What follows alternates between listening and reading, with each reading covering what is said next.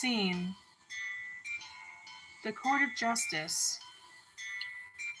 The walls are hung with stamped gray velvet.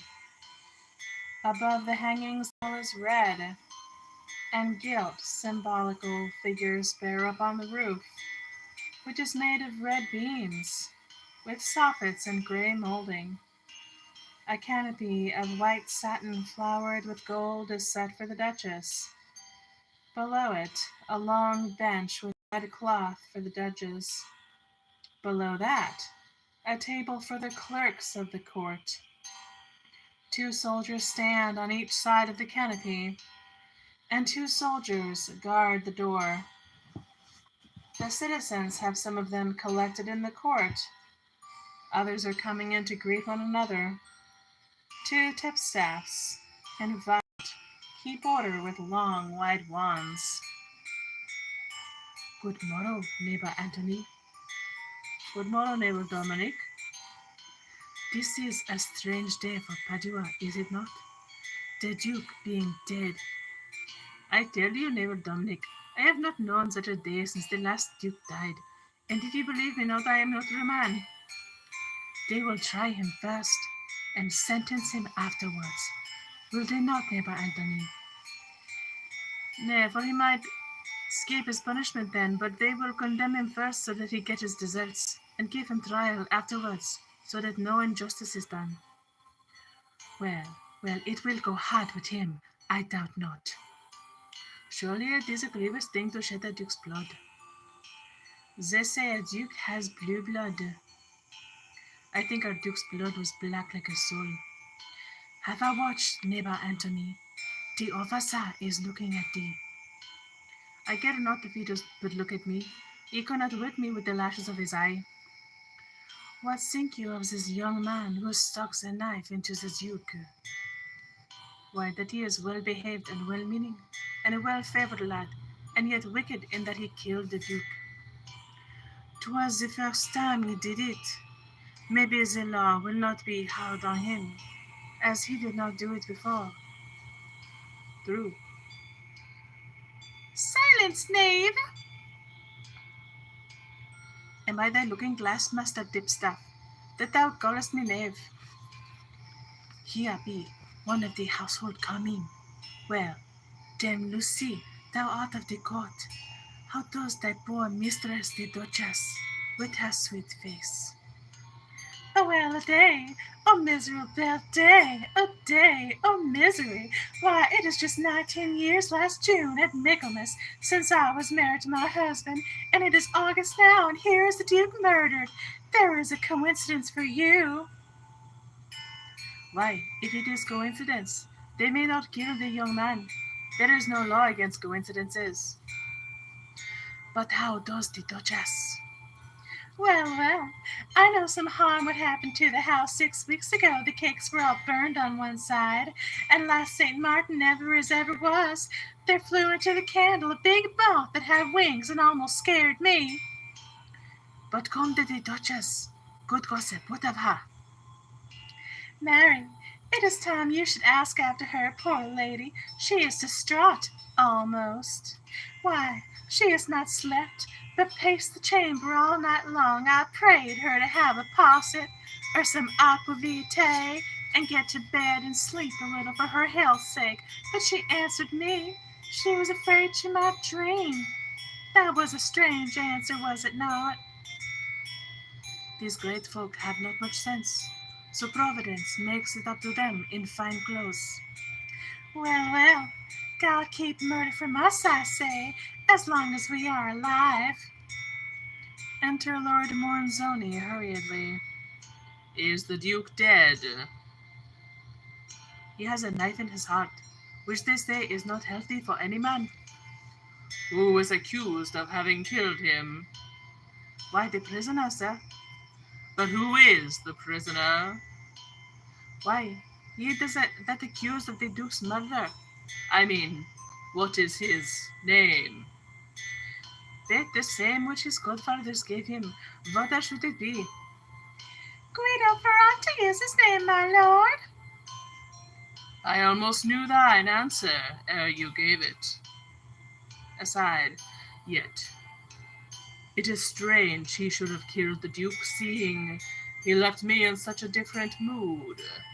It is most likely when he saw the man, the devil, who had sold his father's life, that passion from their seat within his heart thrust all his boyish theories of love, and in their place set vengeance.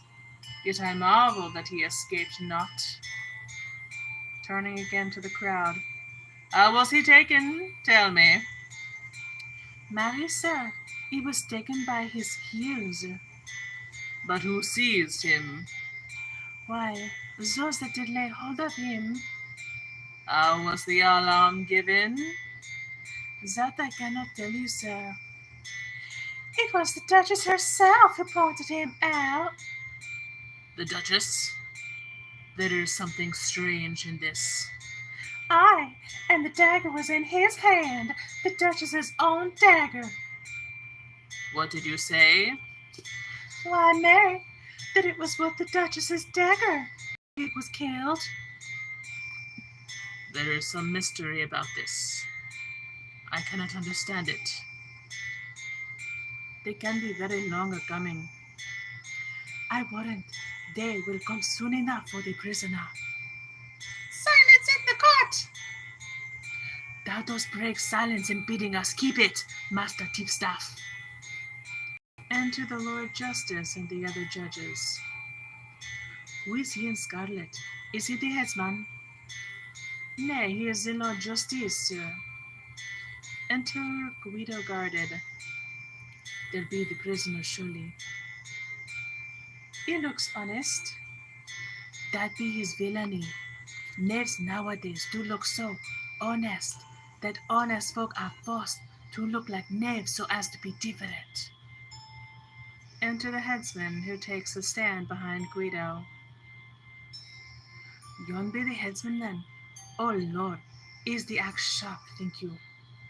Aye, sharper than thy wits are, but the edge is not towards him, mark you. I'faith, I like it not so near. Tut, thou needst not be afraid. They never cut the heads of common folk. They do but hang us. Trumpets outside. What are the trumpets for? Is the trial over?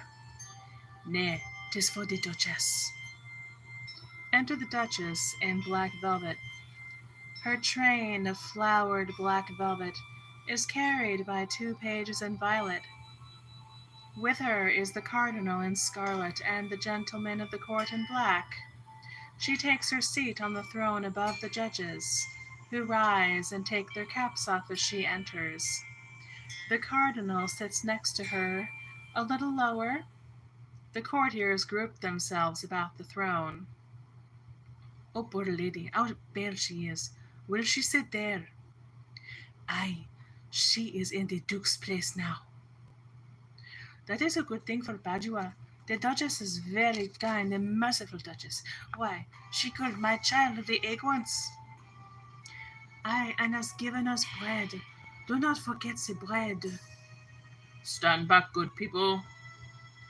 If we be good, why should we stand back? Silence in the court! Lord Justice. May it please your grace. It is your pleasure we proceed to trial of the Duke's murder. Duchess bows. Send the prisoner forth. What is thy name? It matters not, my lord. Guido Ferranti is thy name in Padua. A man may die as well under that name as any other. Thou art not ignorant. What dreadful charge men lay against thee here, namely, the treacherous murder of thy lord, Simone Gesso, Duke of Padua. What dost thou say in answer? I say nothing.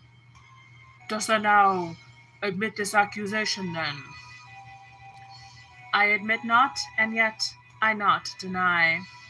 I pray thee, Lord Justice, be as brief as the court's custom and the laws allow. I will not speak. Why, then, it cannot be that of this murder thou art innocent, but rather that thy stony, Obstinate heart hath shut its doors against the voice of justice. Think not in thy silence will avail thee aught. 'Twill rather aggravate thy desperate guilt, of which indeed we are most well assured. Again I bid thee speak. I will say nothing. Then naught remains for me but to pronounce upon thy head the sentence of swift death. I pray thee, give thy message speedily. Thou couldst not bring me anything more dear. Guido Ferranti? Tarry, my lord justice. Who art thou takes justice tarry, sir?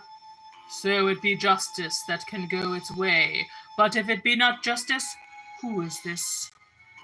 A very noble gentleman and well known to the late Duke. Sir, thou art come in time to see the murder of the Duke avenged. There stands the man who did this heinous thing.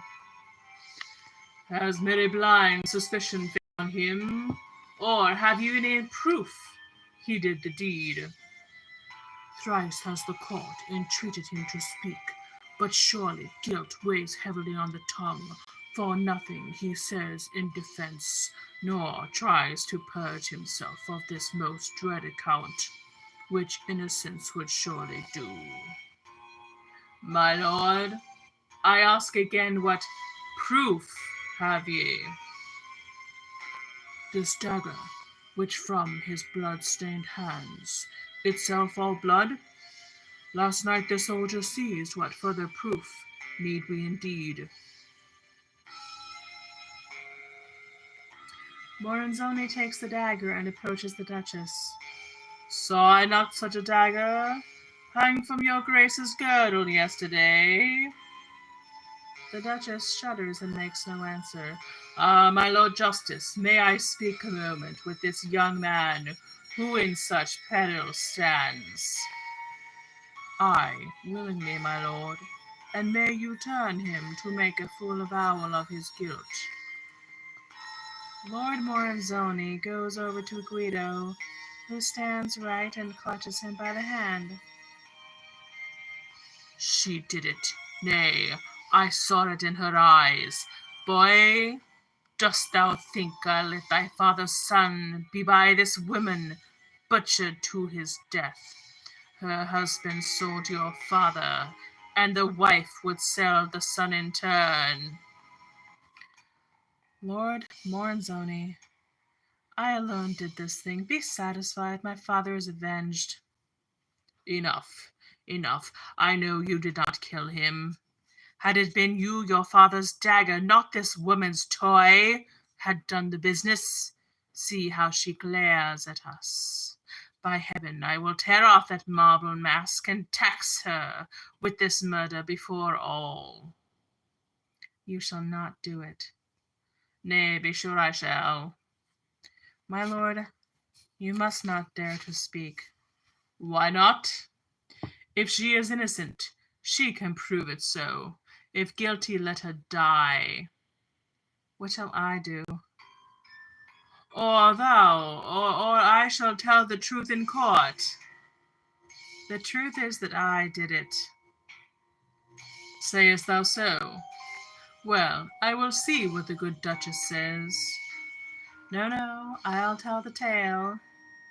That is well, Guido. Her sins be on her head, and not on thine. Did she not give you to the guard? She did. Then upon her revenge thy father's death. She was the wife of Judas. Aye, she was. I think you need no prompting now to do it, though you were weak and like a boy last night. Weak like a boy was I indeed last night. Be sure I will not be like that today. Doth he confess? My lord, I do confess. The foul, unnatural murder has been done. Why, look at that. He has a pitiful heart and does not like murder. They will let him go for that. Say you no more? My lord, I say this also, that to spill human blood is deadly sin. Mary, he should tell that to the headsman. It is a good sentiment. Lastly, my lord, I do entreat the court to give me leave to utter openly the dreadful secret of this mystery, and to point out that the very guilty one who with this dagger last night slew the duke. Thou hast leave to speak. I say he shall not speak. What need have we of further evidence? Was he not taken in the house at night in guilt's own bloody livery? Your grace can read the law. Bethink you, my lord justice, is it not very like that such a one may in the presence of the people here utter some slanderous word against my lord, against the city, or the city's honor, perchance against myself? My liege, the law. He shall not speak, but with gags in his mouth shall climb the ladder to the bloody block. The law, my liege. We are not bound by law, but with it we bind others. My lord justice, thou wilt not suffer this injustice here. The court needs not thy voice, Lord Morenzoni. Madam, it were a precedent most evil to wrest the law from its appointed course, for, though the cause be just, yet anarchy might on this license touch these golden scales, and unjust causes unjust victories gain. I do not think your grace can stay the law. Aye, it is well to preach and prate of law, methinks, my haughty lords of Padua, if you are hurt in pocket or estate, such as makes your monstrous revenues less by the value of one fairy toll, ye do not wait the tedious law's delay, which sweet patience as ye counsel me. Madam, I think you wrong our nobles here. I think I wrong them not. Which of ye all, finding a thief within his home at night, with some poor chattel thrust into his rags, will stop and parley with him? Do ye not give him unto the officer and his hook, to be dragged jailward straightway? And so now, had ye been men finding this fellow here, with my lord's life still hot upon his hands, ye would have haled him out into the court, and struck his head off with an axe. Oh, God. Speak, my lord justice. Your grace, it cannot be. The laws of Padua are most certain here, and by those laws the common murderer even may with his own lips plead and make defense. Tarry a little with thy righteousness. This is no common murderer, Lord Justice, but a great outlaw, a most vile traitor, taken in open arms against the state. For he who slays the man who rules a state, slays the state also, widows every wife, and makes each child an orphan, and no less is to be held a public enemy than if he came with mighty ordnance and all the spears of Venice at his back to beat and batter at our city gates. Nay, it is more dangerous to our commonwealth than gleaming spears and thundering ordnance, for walls and gates, bastions and forts, and things whose common elements are wood and stone may be raised up. But who can raise again the ruined body of my murdered lord, and bid it live and laugh?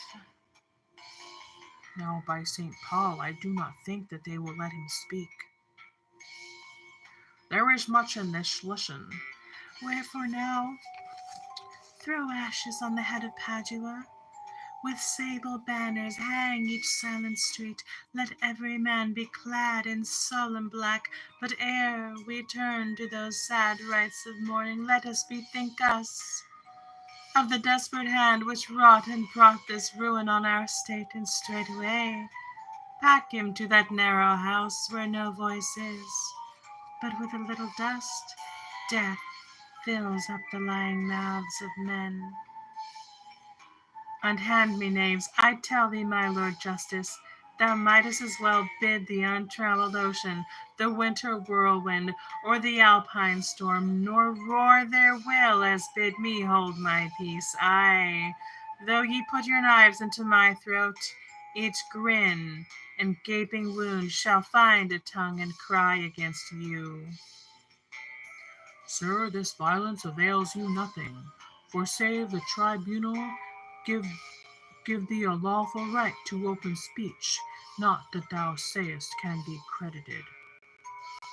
The Duchess smiles, and Guido falls back with a gesture of despair. Madam, myself and these wise justices will with your grace sanction now retire into another chamber, to decide and search the statutes and the precedents. Go, my Lord Justice, search the statutes well, nor let this brawling traitor have his way. Go, my Lord Justice, search thy conscience well, nor let a man be sent to death unheard. Exit the Lord Justice and the judges. Silence, thou evil genius of my life, thou comest between us two a second time. This time, my lord, I think the turn is mine. I shall not die till I have uttered voice. Thou shalt die silent, and thy secret with thee. Art thou that Beatrice, Duchess of Padua? I am what thou hast made me. Look at me well. I am thy handiwork. See, she is not. Like that white tigress which we saw at Venice, sent by some Indians sold into the Doge. Hush, she may hear thy chatter.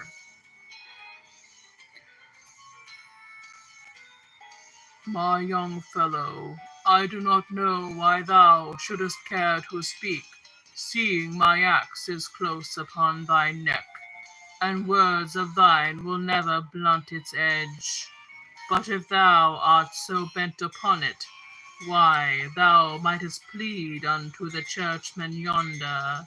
The common people call him kindly here. Indeed, I know he has a kindly soul. This man whose trade is death hath courtesies more than the others. Why, God love you, sir, I'll do your last service on this earth. My lord, my good Lord Cardinal, in a Christian land, with Lord Christ's face of mercy looking down from the high seat of judgment, shall a man die unabsolved, unshrived? And if not so, may I tell this dreadful tale of sin, if any sin there be upon my soul? Thou dost but waste thy time.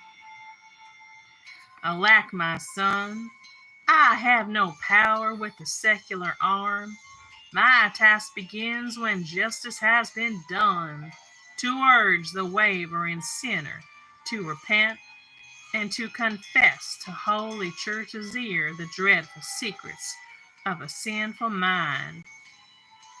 Thou mayest speak to the confessional until thy lips grow weary of their tale, but here thou shalt not speak. My reverend father, you bring me but cold comfort.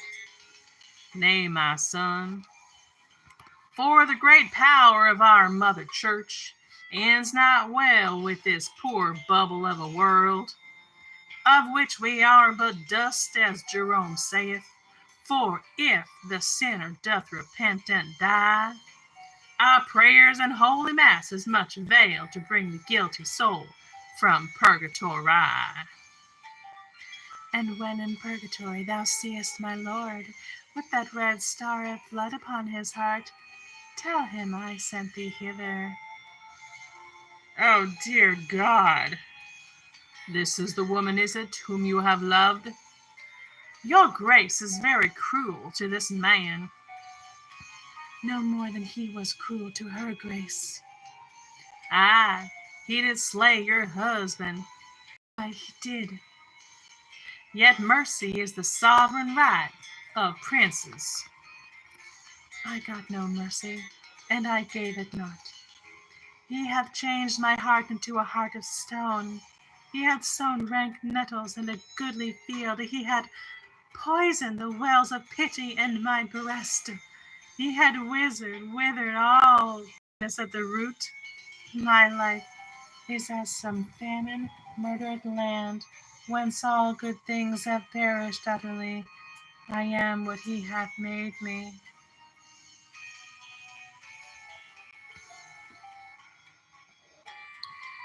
Is it not strange that she should have so loved the wicked Duke? It is most strange when women love their lords, and when they love them not, it is most strange. What a philosopher thou art, Petrucci! I can bear the ills of other men, which is philosophy. They tarry long, these greybeards and their counsel. Bid them come quickly, else I think my heart will beat itself to bursting. Not indeed that I here care to live, God knows my life is not so full of joy.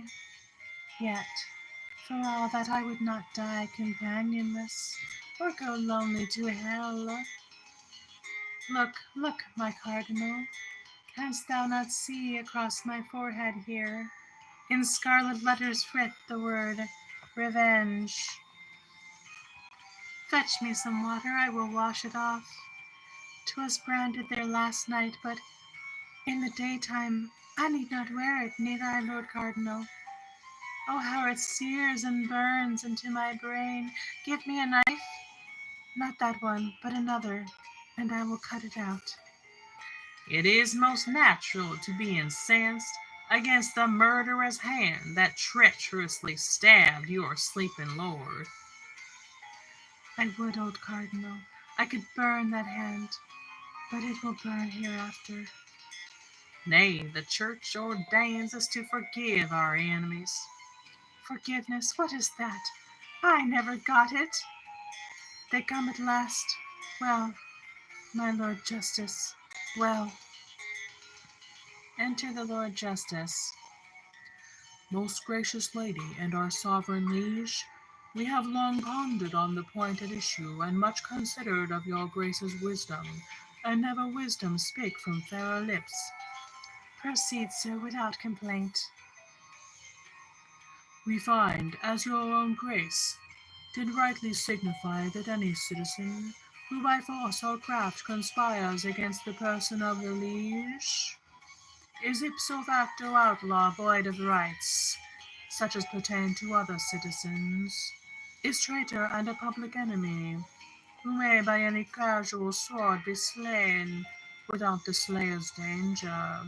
Nay, if brought into the presence of the tribunal, must with dumb lips and silence reverent listen unto his well-deserved doom, nor has the privilege of open speech. I thank thee, my Lord Justice, heartily. I like your law, and now I pray, dispatch this public outlaw to his righteous doom, for I am weary, and the headsman weary. What is there more? Ay, there is more, your grace. This man being alien born, not Paduan, not by allegiance bound unto the Duke, save such as common nature doth lay down, hath, though accused of treasons manifold, whose slightest penalty is certain death, yet still the right of public utterance before the people and the open court. Nay, shall be much entreated by the court to make some formal pleading for his life, lest his own city, righteously incensed, should with an unjust trial tax our state, and wars spring up against the commonwealth. So merciful are the laws of Padua unto the stranger living in her gates. Being of my lord's household, is he a stranger here? Ay, until 7 years of service spent, he cannot be a Paduan citizen. I thank thee, my Lord Justice, heartily, I like your law. I like no law at all. Were there no law, there'd be no lawbreakers. So all men would be virtuous. So they would. This a wise saying that, and brings you far. Aye, to the gallows, knave! Is this the law? It is the law, most certainly, my liege. Show me the book. 'Tis written in blood red. Look at the Duchess. Thou accursed law! I would that I could tear thee from this state as easy as I tear thee from this book. Tears out the page. Come here, Count Barty. Are you honorable? Get a horse ready for me at my house, for I must ride to Venice instantly.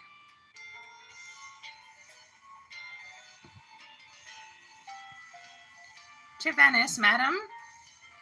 Not a word of this. Go at once. Exit Count Barty. A moment, my Lord Justice. If, as thou sayest it, this is the law, nay, I doubt not that thou sayest right. Thou right be wrong in such a case as this. May I not, by virtue of mine office, adjourn this court into another day? Madam, you cannot stay a trial for blood. I will not tarry then to hear this man rail with rude tongue against our sacred person. I have some business also in my house, which I must do. Come, gentlemen. My liege, you cannot leave this court until the prisoner be purged or guilty of this dread offence. Cannot, Lord Justice. By what right do you set barriers in my path where I should go? Am I not Duchess here in Padua, and the state's regent? For that reason, madam, being the fountainhead of life and death, whence like a mighty river justice flows without thy presence, justice is dried up in veils of purpose, thou must tarry here. What, wilt thou keep me here against my will? We pray thy will be not against the law. What if I force my way out of the court? Thou canst not force the court to give thee way. I will not tarry. Is the usher here?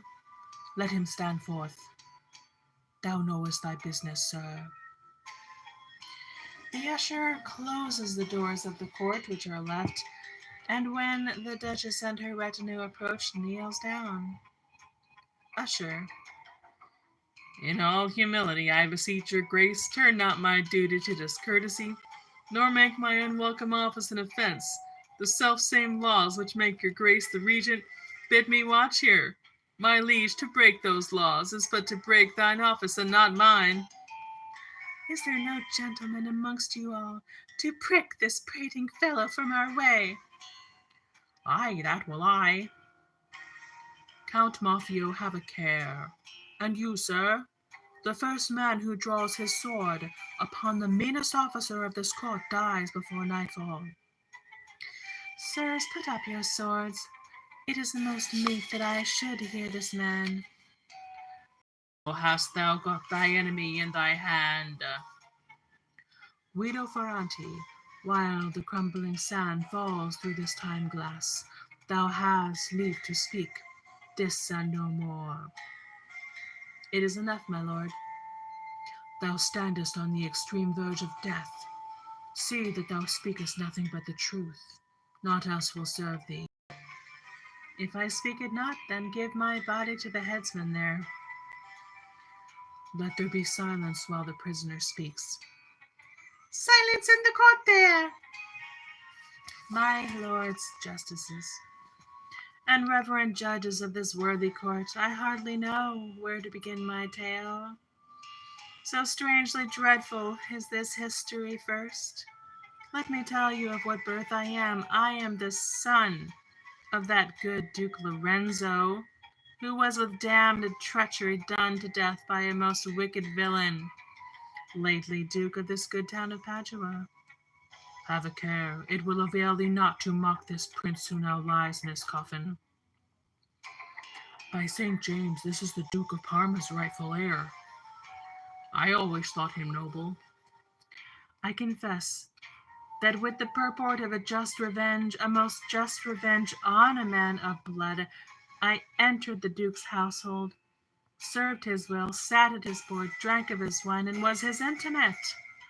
So much I will confess, and this too, that I waited till he grew to give the fondest secrets of his life into my keeping, till he fawned on me and trusted me in every private matter, even as my noble father trusted him, that for this thing I waited.